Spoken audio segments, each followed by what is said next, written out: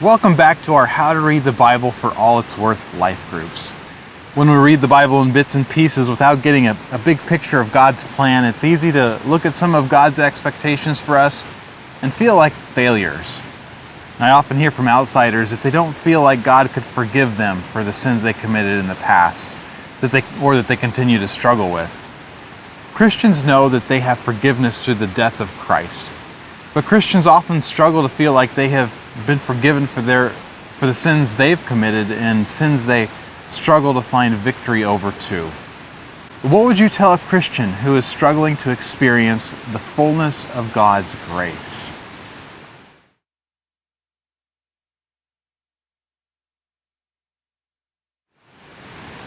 This week you should have read about how to study the law in the prophetic books.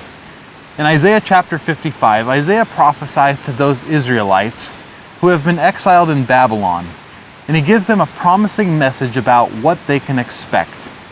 In verse 3 he says, "I will make an everlasting covenant with you, my faithful love promised to David." Earlier in the book, Isaiah says that the Israelites broke the everlasting covenant, but here a few chapters later, he says that he will make an everlasting covenant with them. Whether this is a renewal of the covenant or a brand new one is unclear. But whichever it is clear that the deal is a good one. Let's read from verse 7 on. "Let the wicked forsake their ways, and the unrighteous their thoughts. Let them turn to the Lord, and he will have mercy on them, and to our God, for he will freely pardon. For my thoughts are not your thoughts, neither are your ways my ways, declares the Lord.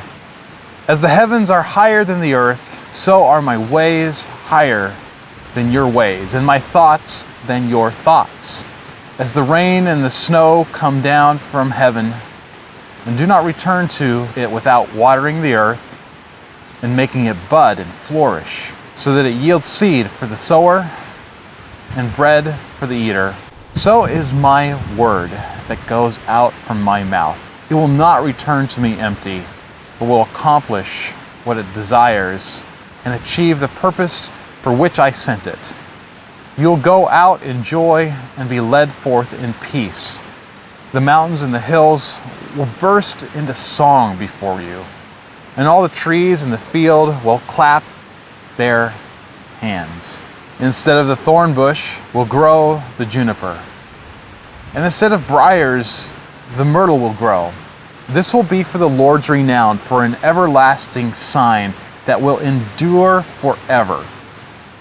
You'll recall that most of the prophetic books take the shape of poetry.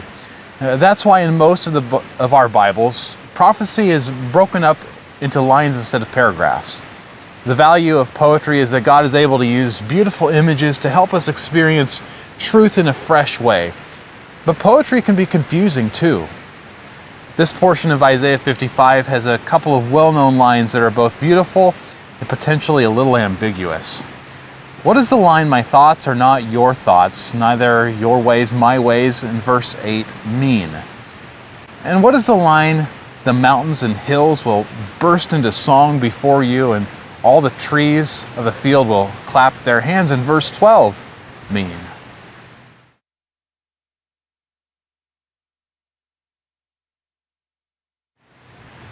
Everything we see at the end of this chapter follows from this amazing promise that comes from the deal God is going to strike with his people. In verse 7, Isaiah says, "Let them turn to the Lord, and he will have mercy on them, and to our God, and he will freely pardon them." That's a remarkable statement. God is offering these Israelites who have gone into exile for their terrible sins a free pardon. This is not news to Christians because we know that ultimately all people will receive the offer of a pardon from Jesus if they receive him. But even though we know how, it may still feel unreal to us emotionally, and it probably felt unreal to them in some way too. That's where we get verse 8 that is connected to verse 7 by the word "for." Why would God be so kind? Isaiah answers that question simply by saying that his thoughts and ways are above ours. This is specifically in reference to his kindness in pardoning us, and reminds us of when the Apostle Paul talks about the incomprehensible love of Christ in Ephesians. But Isaiah doesn't stop there. In verse 10 through 11, he says, "His word goes out from his mouth and will not return to him empty." While many Bible readers take this to mean that the Bible itself accomplishes its task, the word refers to the immediate message, which is the promise of pardon. So Isaiah's message is that Israelites will be pardoned freely, that God can do it, and even if we don't understand it, that God will do it, and finally in verse 12 and 13, that it's going to be wonderful. I heard a live sermon from a famous preacher once who described verse 12 as something literal. Mountains and hills would actually be singing, and the trees would actually be clapping their hands. The sermon sounded really great, but it's vital that we have a good genre awareness when we study the Bible. If this statement was in, for instance, the book of Acts, it might have a better chance of being interpreted literally because the genre is more literal in general. But poetry is rich with metaphor, and there's no reason we shouldn't see a metaphor here. Can you share a time in your group when you experienced the joy of being forgiven?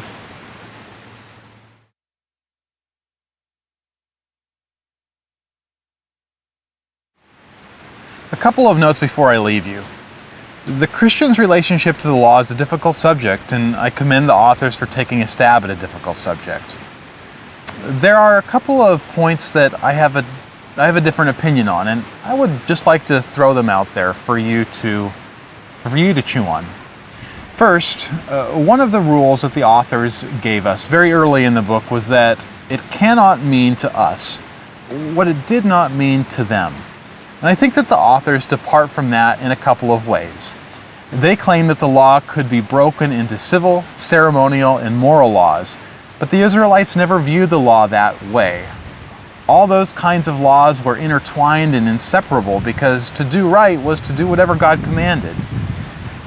It's also dangerous to read modern science into some of the ancient food laws. It cannot mean to us what it would not have meant to them. Second, the authors make the claim that we should only follow an Old Testament law if it is repeated in the New Testament. But that feels like a bit of an oversimplification for me too. For one, there is no comprehensive book of rules or law document in the New Testament. Secondly, Paul says in the first few verses of Romans 7 that we died to the law, and he includes one of the 10 commandments, the one on coveting, in that discussion. He meant that we are no longer under threat of penalty for any of it. But most importantly, in Romans chapter 8, verse 4, Paul says that Jesus died in order that we might fulfill the righteous requirement of the law, that we might fulfill it. That same word is used in Romans 2 to differentiate laws in the Old Testament like circumcision from those that God deems as ethical. So in my opinion, we should read Old Testament laws in light of the New Testament in three ways. We should confidently put aside the laws the New Testament puts aside. Secondly, we should confidently repeat those laws that are repeated in the New. Thirdly, we should consider whether there is an ethical principle in those laws that are neither repeated or put aside. And finally, we should exercise charity to those who disagree with us. Have a great night, and don't forget to look for opportunities to encourage one another to love and good deeds.